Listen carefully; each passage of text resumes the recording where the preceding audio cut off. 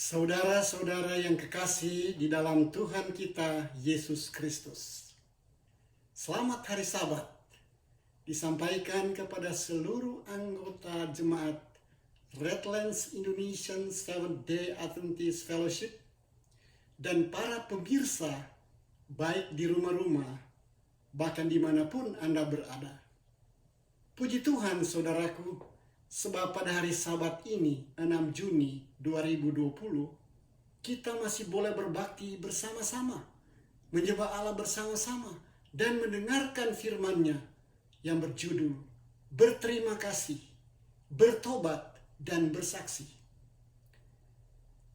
Seperti ucapan Raja Daud dalam Mazmur 92 ayat 1, Mazmur nyanyian untuk hari Sabat adalah baik untuk mengucap syukur, menyanyikan syukur kepada Tuhan, dan untuk menyanyikan mazmur bagi nama-Mu, Yah yang Maha Tinggi.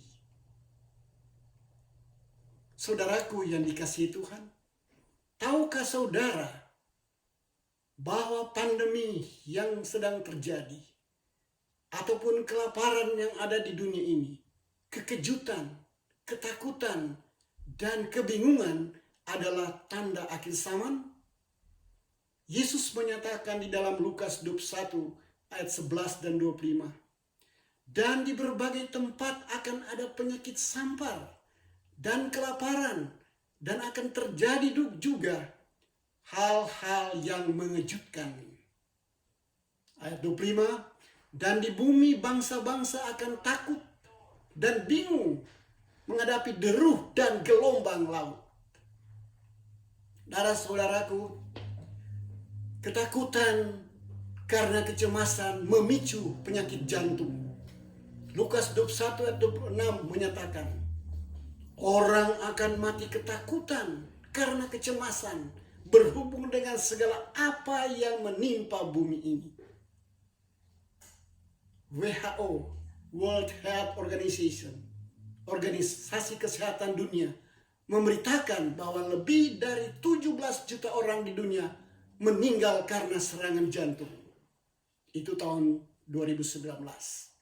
Penyakit jantung merupakan penyebab nomor 1 kematian di dunia.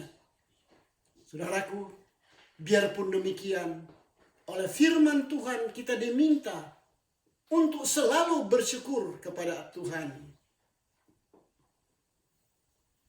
Bersyukur, bertobat dan bersaksi ada di dalam buku Mazmur.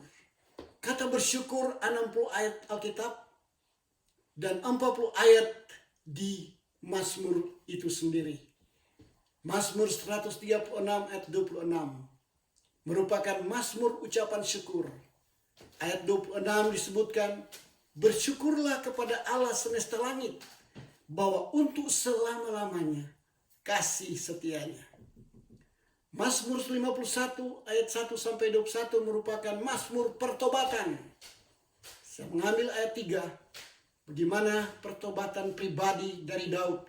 Dia mengatakan, kasihanilah aku ya Allah menurut kasih setiamu, hapuskanlah pelanggaranku menurut rahmat-Mu yang besar. Dan kemudian mazmur yang paling panjang ayatnya ada 176, itu mazmur pekabaran. Mazmur 119 saya mengambil ayat 1. Berbahagialah orang yang hidup menurut Taurat Tuhan. Saudaraku yang kekasih, pada waktu Yesus berada di dunia ini, Dia memberikan satu cerita tentang seorang yang kembali mengucap syukur. Ada 10 orang yang disembuhkan, hanya 1 orang yang kembali bersyukur. Lukas 17 ayat 12 sampai 18. Ketika Yesus memasuki suatu desa, datanglah 10 orang kusta menemui Dia.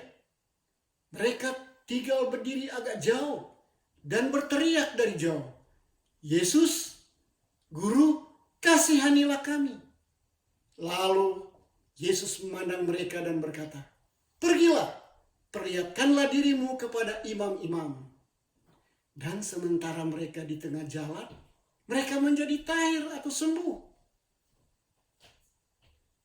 Seorang dari mereka ketika melihat bahwa ia telah sembuh, dia kembali sambil memuliakan Allah dengan suara yang nyaring, lalu tersungkur di depan kaki Yesus dan mengucap syukur kepada Yesus. Orang itu adalah seorang Samaria. Lalu Yesus berkata, "Bukankah ke-10 orang tadi semuanya telah menjadi tahir? Di mana yang 9 orang itu? Tidak adakah antara mereka yang kembali untuk memuliakan Allah selain daripada orang asing ini?" Pertanyaan itu ditujukan pada kita. Apakah kita termasuk seperti seorang yang datang mengucap syukur atau 9 yang tidak mengucap syukur di dalam apa yang Tuhan telah berikan kepada mereka? Saudara yang kekasih, bersyukur kepada Tuhan tidak memandang waktu. Baik waktu susah ataupun waktu senang, kita perlu bersyukur kepada Tuhan. Efesus pasal 5 ayatnya yang ke-20 dan 21. Ucaplah syukur senantiasa atas segala sesuatu di dalam nama Tuhan kita Yesus Kristus, kepada Allah dan kepada Bapa kita. Dan rendahkanlah dirimu seorang kepada yang lain di dalam takut akan Kristus. Saudara-saudaraku, jangan takut akan kesusahan, jangan takut akan penderitaan, jangan takut akan krisis apapun. Tetapi ayat ini mengatakan, takutlah akan Kristus Yesus yang memberikan jalan kelepasan, yang memberikan berkat, memberikan kesembuhan, memberikan keselamatan. Diberitakan bahwa Amerika Serikat dan Inggris disusul Italia, Spanyol, dan Prancis mencatat jumlah korban meninggal akibat penyakit COVID-19 yang tertinggi di dunia. Itu pada hari Jumat yang lalu, pertengahan Mei yang lalu. Adapun jumlah total yang dikonfirmasi meninggal dunia tidak melebihi 300.000 jiwa. Sementara yang dinyatakan sembuh dari COVID-19 ini tercatat lebih 1.500.000 pasien. Demikianlah data Universitas Johns Hopkins pada 15 Mei yang lalu. Biarpun demikian, saudaraku, kita perlu selalu bersuka cita, berdoa, dan bersyukur. 1 Tesalonika 5 ayat 16 sampai 18. Bersukacitalah senantiasa. Tetaplah berdoa, mengucap syukur dalam segala hal, sebab itulah yang dikehendaki Allah di dalam Kristus Yesus bagi kamu. Paulus juga menyebutkan di dalam Roma 12 ayat 12. Bersukacitalah di dalam pengharapan, bersabar di dalam sengsara, dan bertekun di dalam doa. Luar biasa jaminan firman Tuhan ini. Namun saudara-saudara, sejarah menunjukkan bahwa pandemi yang terparah di dunia terjadi sekitar tahun 1347 sampai 1350 Masehi, 4 tahun. Lebih dari sepertiga penduduk Eropa tewas oleh wabah pes yang dijuluki Black Death. Akibat maut hitam ini, tingkat kematian dari wabah ini sangat bervariasi di seluruh daerah dan berbeda tergantung sumbernya. Diperkirakan wabah ini membunuh kurang lebih 25 juta orang pada abad ke-14. Wabah yang luar biasa yang terjadi dikenal dengan Black Death karena menimbulkan korban sepertiga dari populasi dunia pada waktu itu. Sungguh sangat mengerikan dan mengejutkan. Lebih lanjut disebutkan bahwa seorang penafsir teologi, Dave Hagelberg, Master of Theology, di Dallas Theological Seminary, penyelidik Alkitab ini menafsir bahwa Black Death adalah kegenapan nubuatan Alkitab di dalam Wahyu 9 ayat 18. Berbunyi, oleh ketiga malapetaka ini dibunuh sepertiga dari umat manusia, yaitu oleh api, asap, dan belerang yang keluar dari mulutnya. Penafsiran Hagelberg menyatakan bahwa Wahyu 9, 17-18 rupanya hanya sepertiga yang terbunuh karena ada tujuan dari seluruh bagian ini adalah supaya mereka yang diam di bumi bertobat. Sepertiga dari manusia terbunuh sebagai peringatan bagi mereka yang masih hidup. Tapi saudara-saudaraku, sesuai dengan firman Tuhan di dalam Wahyu 9 ayat 20, tetapi manusia yang lain yang tidak mati oleh malapetaka itu tidak juga bertobat dari perbuatan tangan mereka. Dan saudaraku, selanjutnya Life Science menulis, diperkirakan 25 juta orang atau 30% populasi di Eropa meninggal akibat wabah pes antara tahun 1347 1350. Populasi saat itu 75 juta. Ini masih jauh lebih mengerikan dari COVID-19 yang kita alami. Data terbaru COVID-19 mencatat sudah ada 207 kematian akibat COVID sampai saat ini. Mei 15, 2020. Berbagai pandemi ini, saudaraku, mengacu kita kepada pertobatan yang sejati. Mari kita melihat pertobatan yang sejati. Pertobatan artinya selalu dalam kehidupan baru dengan Tuhan setiap hari. Kata bertobat ada 79 ayat dalam Alkitab. Antara lain yang disebutkan, yang diserukan oleh Yohanes Pembaptis. Matius 3 ayat 2, bertobatlah sebab kerajaan surga sudah dekat. Nabi Yesaya menjelaskan arti bertobat di dalam Yesaya 55 ayat 6. Carilah Tuhan selama ia berkenan ditemui. Berserulah kepadanya selama ia dekat. Itulah pertobatan. Dalam terjemahan bahasa Indonesia sederhana atau sehari-hari, kembalilah kepada Tuhan selama masih dapat. Kembalilah kepada Tuhan selama masih dapat, selama ada kesempatan. Berserulah kepadanya selama ia dekat. Masa-masa sekarang ini kita masih dapat berseru kepada Tuhan. Boleh berbakti kepada Tuhan. Akan datang waktunya kita tidak bisa. Itu sebabnya dalam pertobatan yang dimaksud, sebagaimana doa dan harapan iman daripada Nabi Yeremia maksudnya, Ratapan 3 ayat 21 sampai 23 adalah doa kita juga agar kita selalu baru setiap hari. Ratapan 3, 21, 22. Tetapi hal-hal ini yang kuperhatikan, kata Nabi, oleh sebab itu aku akan berharap. Tak berkesudahan kasih setia Tuhan, tak habis-habisnya rahmatnya, selalu baru tiap hari. Sungguh besar kesetiaanmu Tuhan. Saudara-saudara, kita akan langsung dengan bagian yang ketiga, witnessing, bersaksi, kabarkan Injil. Kabaran Injil harus diberitakan. Kita lihat cerita ilustrasi dari Yesus dalam Yohanes 9:1-3. Ini tujuannya agar pekerjaan Allah diberitakan di dunia ini. Baik secara perorangan, baik secara umum. Tuhan menghendaki supaya semuanya diselamatkan. Ayat 1 Yohanes 9. Waktu Yesus sedang lewat, dia melihat seorang yang buta sejak lahir. Sana ada murid-muridnya bertanya kepadanya, Rabi, siapakah yang berbuat dosa? Orang ini sendiri atau orang tuanya? Sehingga ia dilahirkan buta. Lalu jawab Yesus, bukan dia dan bukan juga orang tuanya yang berbuat dosa dan menerima akibat kebutaannya. Tetapi karena pekerjaan Allah harus dinyatakan di dalam orang yang buta ini, di dalam dia. Jadi pekerjaan Allah harus diberitakan supaya mereka dapat melihat kemuliaan Allah, kuasa pertobatan, kuasa penyembuhan, kuasa keselamatan yang hanya dari Tuhan. Saudara-saudaraku, bersaksi, menyaksikan Injil Yesus Kristus itu. Tuhan Yesus menekankan di dalam Yohanes 9 ayat 4. Agar pekerjaan Allah diberitakan.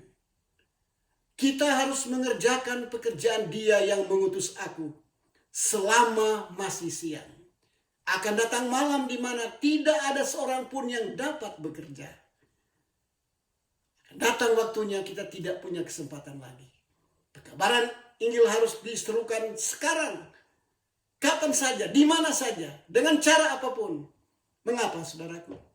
Waktunya akan datang di mana akan terjadi sesuatu kelaparan dan kehausan untuk mendengarkan firman Tuhan dan juga untuk memberitakan firman Tuhan. Amos 8:11-12. Sesungguhnya waktunya akan datang. Demikianlah firman Tuhan. Aku akan mengirimkan kelaparan ke negeri ini. Bukan kelaparan akan makanan dan bukan kehausan akan air, melainkan akan mendengarkan firman Tuhan. Ayat 12, mereka akan mengembara dari laut ke laut dan menjelajah dari utara ke timur untuk mencari firman Tuhan, tetapi tidak mendapatnya. Pintu rahmat sudah ditutup. Itu sebabnya sekarang kabaran Injil harus diserukan, harus disampaikan, harus dikabarkan. Sebagaimana Wahyu 22 ayat 17 mengundang semua orang supaya bertobat dan lebih giat menginjil menjelang pintu rahmat ditutup. Roh dan pengantin perempuan itu berkata, Roh Allah dan gereja memberikan panggilan, marilah, dan barang siapa mendengarnya hendaklah ia berkata, marilah, dan barang siapa yang haus hendaklah ia datang, dan barang siapa yang mau hendaklah ia mengambil air kehidupan dengan gratis, cuma-cuma. Saudaraku, sambutlah panggilan dan undangan surga untuk bersaksi dan mengabarkan Injil itu. Mari kita menantikan dan menyegerakan kedatangan Tuhan. Kita bersaksi terus. Sebagaimana Petrus menyatakan di dalam 2 Petrus 3 ayat 12. Yaitu kamu yang menantikan dan mempercepat kedatangan hari Allah. Pada hari itu langit akan binasa dalam api dan unsur-unsur dunia akan hangus karena nyalanya. Hebat hari yang akan datang ini. Akan membinasakan dosa dan orang-orang berdosa serta bumi yang jahat ini diganti dengan bumi yang baru pada kedatangannya yang kedua kali. Bagai kesimpulan, saudara-saudaraku, Tuhan telah merancang agar penyebaran pekabaran itu akan menjadi pekerjaan tertinggi dan terbesar di dunia pada saat ini. God designed that evangelism is the highest and greatest work in the world. Itu di dalam kata-kata inspirasi dari Ellen G. White, Testimonies jilid 6 halaman 11 tahun 1900. Lebih lanjut, saudaraku, disebutkan bahwa yang paling tinggi dari segala macam ilmu pengetahuan adalah ilmu untuk menyelamatkan dan memenangkan jiwa-jiwa bagi Tuhan. Dan disebutkan winning souls for God is the highest and the greatest work in the world. Gospel Workers halaman 18. Ada amaran bagi kita, saudara-saudaraku. People who do not win souls to God will be shaken out. Pada masa peguncangan, masa kesusahan di akhir zaman ini, pengabdian yang tertinggi dan suci kepada Allah dinyatakan dalam kerinduan dan usaha yang sungguh-sungguh untuk memenangkan jiwa-jiwa bagi Kristus. Orang yang tidak menanggung beban bagi keselamatan jiwa orang lain akan terguncang keluar. Dan saudaraku, jangan biarkan kita terguncang keluar. Karena kita tidak ada pengabdian yang tertinggi untuk membawa jiwa-jiwa kepada Tuhan. Himbauan saudara-saudaraku. Tahukah saudara-saudaraku dalam Desire of Ages 195. Every true disciples is born into the kingdom of God as a missionary. Semua orang yang dilahirkan di dalam kerajaan Allah, saudara dan saya tidak terkecuali. Pimpinan gereja, anggota, awam, semuanya adalah pengabar Injil. Saudara-saudaraku, marilah kita memiliki roh evangelisasi ini. Selalu bersyukur dalam situasi apapun. Selalu bertobat dari hari ke hari. Dan selalu bersaksi dengan setia sampai hari Maranatha. Mari kita berdoa. Terima kasih Tuhan, firman-Mu yang kami sudah terima, biarlah kami memiliki roh evangelism, the spirit of evangelism, untuk bersaksi, untuk bertobat, dan selalu bersyukur kepadamu dari sekarang sampai Tuhan datang. Adalah doa dan pengharapan kami di dalam nama Tuhan Yesus. Amin.